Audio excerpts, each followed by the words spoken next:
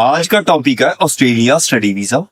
ये specially video बनाने का मीनिंग ये है कि मेरे पास 2-3 दिन के अंदर काफी सारे स्टूडेंट से मेरी बात हुई, जो कि बच्चों का बिना बात से गैप पड़ गया। किसी का 2 साल का गैप पड़ गया, किसी का 3 साल का गैप पड़ गया। रीजन क्या है? जब मेरी उनसे बातचीत हुई तो मैंने उनकी पूरी एप्लीकेशन के बारे में समझा तो उनकी एलिजिबिलिटी बनती नहीं थी।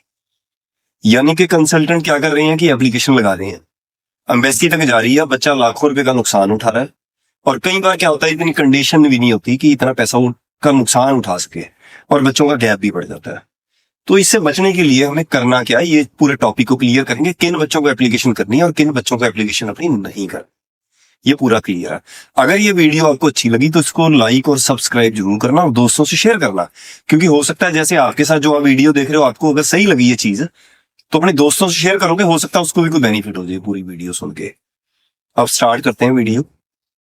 सबसे पहले क्या चीज है, अभी ऑस्ट्रेलिया में एप्लीकेशन उस बच्चे को करनी है जिसके सब्जेक्ट स्ट्रांग है। अगर ग्रेजुएट स्टूडेंट है तो अगर उसका गैप है तो उसके अंदर उसके अकाउंट में सैलरी आ रही है, ये बड़ी कंपलसरी चीज है। कई बार क्या होता है, अकाउंट में सैलरी नहीं आ रही होती तो कोई ना कोई यूनिवर्सिटी एडमिशन दे देती है। अब तो हो क्या गया कि एमएससी फीस ही आपकी 90,000 से लेके 1 लाख रुपए के बीच में जाएगी। $1,600 तो आपकी सिर्फ एम्बेसी फीस है। तो यानी कि 90,000 रुपए से ऊपर आपकी एम्बेसी फीस चलेगी आपकी। तो आपकी यूनिवर्सिटी की फीस भी पहले जाती है और इंश्योरेंस के पैसे भी पहले जाते हैं। अगर वीजा ना आए तो बंदे का 1.5 लाख रुपए के आसपास का नुकसान हो सकता है। इतना लॉस करने की कैपेसिटी किसी में भी नहीं होती। एक तो लॉस होता है, और जब तक वहां से पैसे नहीं वापिस आएंगे हम दूसरे कंट्री की एप्लीकेशन कर नहीं सकते। तो बचना कैसे है? हमने कैसे बचना है कि आपके पास सब्जेक्ट स्ट्रांग होनी चाहिए, +2 वाला बच्चा लेटेस्ट पास आउट होना चाहिए, यानी कि 24 पास आउट की अभी एप्लीकेशन हो सकती है।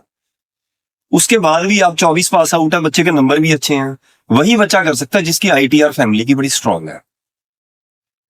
तकरीबन 12 लाख रुपए की पेरेंट्स की इनकम होनी चाहिए, कम से कम 12 लाख रुपए की होनी चाहिए।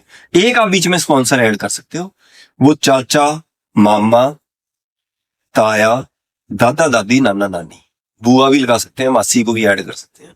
उसके प्रूफ होनी चाहिए कि वाकई आपके रिश्तेदार हैं वो। 10-12 लाख रुपए उसके हम फंड दिखा सकते हैं।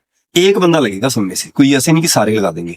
उसकी इनकम को भी ऐड कर सकते हैं। मान लो 5-6 लाख रुपए की उनकी आईटीआर है, 4 लाख की है, उसको भी बीच में ऐड कर सकते हैं। बहुत ज्यादा फंड से भी नहीं वीजा आता कि आपने करोड़ रुपए के फंड दिखा दिए पर आपकी इनकम है ही नहीं है।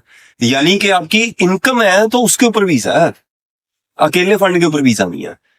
क्या उसमें एक और मेरे पास एप्लीकेशन आती है बहुत सारी, जिसमें कि जीपीएफ भी दिखा दिया, अपना सारा का सारा विड्रॉ कर लिया और लोन भी बहुत बड़ा ले लिया, अकाउंट में पैसे है ही नहीं अपने, सारे ऐसे ही जा रहे हैं मतलब तरीके से। यानी कि अपना यार लिक्विड मनी 15-20 लाख रुपए होनी चाहिए। स्पेशली न्यूजीलैंड, ऑस्ट्रेलिया, कहीं की भी एप्लीकेशन कर रहे हो, सारे पैसे आपने पकड़े हुए हैं और फिर इनकम भी आप इतनी ज्यादा स्ट्रांग नहीं दिखा रहे हो, और जो आप आईटीआर लगा रहे हो उसकी कोई जस्टिफिकेशन नहीं है, यानी कि वो कोई प्रूफ तो है नहीं उसका। किसी का बुटीक है, किसी की डायरी है मम्मी की, किसी का ऐसी 500 रुपए में आईटीआर भरवा देते हैं, उस पर नहीं वीजा लगता। वीजा यार लगाने के लिए बहुत पार्ट होते हैं, अलग अलग पार्ट सारे क्लियर करने पड़ते हैं, तब वीजा आता है। और अगर बाई चांस वीजा नहीं आता तो हमारी दूसरे कंट्री के लिए हम इतनी स्ट्रांग कर देते हैं एप्लीकेशन, जो कि हमारा आज तक कभी वीजा नहीं रिफ्यूज हुआ। एम्बेसी तक एप्लीकेशन नहीं जाएगी अगर आपकी एलिजिबिलिटी नहीं बनती। एम्बेसी तक अगर एप्लीकेशन ये चली जाती है तो 99% वीजा आएगा। मान लो ऑस्ट्रेलिया की तो रिफ्यूजल के बाद एप्लीकेशन नहीं लगती। किसी बच्चे का अगर ऑस्ट्रेलिया से रिफ्यूज हो चुका है तो उसको मैं न्यूजीलैंड का वीजा लेके दूंगा पक्का। पहले एप्लीकेशन के लिए बात करेंगे, अगर उसकी एलिजिबिलिटी नहीं बनती होगी तो एप्लीकेशन पकड़ेंगे ही नहीं। कई बार क्या होता है, लालच कर लेते हैं कंसल्टेंट। 2 तरह के आपको बाजार में कंसल्टेंट मिलेंगे। रिफ्यूजल के बाद उनको वीजा से मतलब नहीं होता। उनको क्या क्या टारगेट होता है कि मैं इससे गैप के नाम पे पैसे निकाल लूं, फंड के नाम पे पैसे निकाल लूं बच्चे से। अलग अलग बहुत सारे जरिए होते हैं कि प्रोसेसिंग फीस मिल गई थोड़ी सी, तो ऐसे करके हम कई जगह पे अपने पैसे निकाल लेते हैं। फीस जारी है बच्चे की यूनिवर्सिटी की, उसमें पैसे थोड़े से मार लो बीच में से बच्चे के। तो वो यार ये तरीके होते हैं। कहीं भी 50,000 रुपए कंसल्टेंट ने कमा लिया, उसको क्या लेना आपका वीजा है ना है।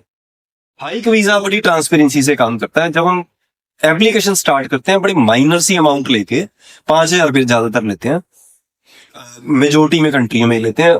ऐसे करके हमारी एप्लीकेशन होती है और बाकी सारी ऑनलाइन एप्लीकेशन होती है। ओरिजिनल पेपर किसी बच्चे का आज तक लिए नहीं हमने।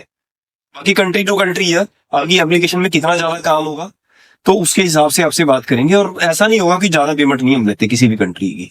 ट्रांजेक्शन अपने अकाउंट में कोई करते ही नहीं, चाहे आप जितना मर्जी जोर लगा देना। इसका मतलब क्या होता है, आपको कम से कम समझ तो आएगी, ये जो पैसा मेरा खर्च हुआ है तो गया कहाँ।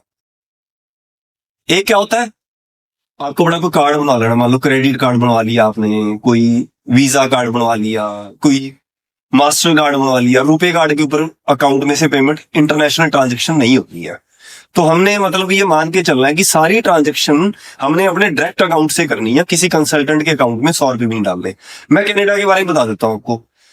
अब एम्बेसी की वेबसाइट पे लिखा होता है जी $100 ऑफर लेटर के लगने हैं, पर मेरे बहुत सारे स्टूडेंट होते हैं जिनकी कि 70% बच्चों के या तो 50% लेस मिल जाता है उसको ऑफर लेटर के पैसों में ही, कई बार 100% लेस मिल जाता है। बच्चों की लक है यार, जितने बच्चे के पैसे बचाएंगे वो आगे और केस देगा। इससे रेपुटेशन बनती है कंपनी की, अगर बच्चे का अच्छे से काम करके देते हैं। और लालच करो यार, अगर मांग रहे हैं हम पैसे वीजा के बाद थोड़े बहुत ले लेंगे आप चार्ज, पर आपको मजा आएगा हमारे साथ एप्लीकेशन करके। अगर आपको कुछ भी आपका डाउट हो रहा है अपने केस को लेके, नीचे लिखे नंबर पे फोन भी कर सकते हैं, कमेंट भी कर सकते हैं, हमारे पास आपको रिप्लाई मिलेगा प्रॉपर। नमस्कार।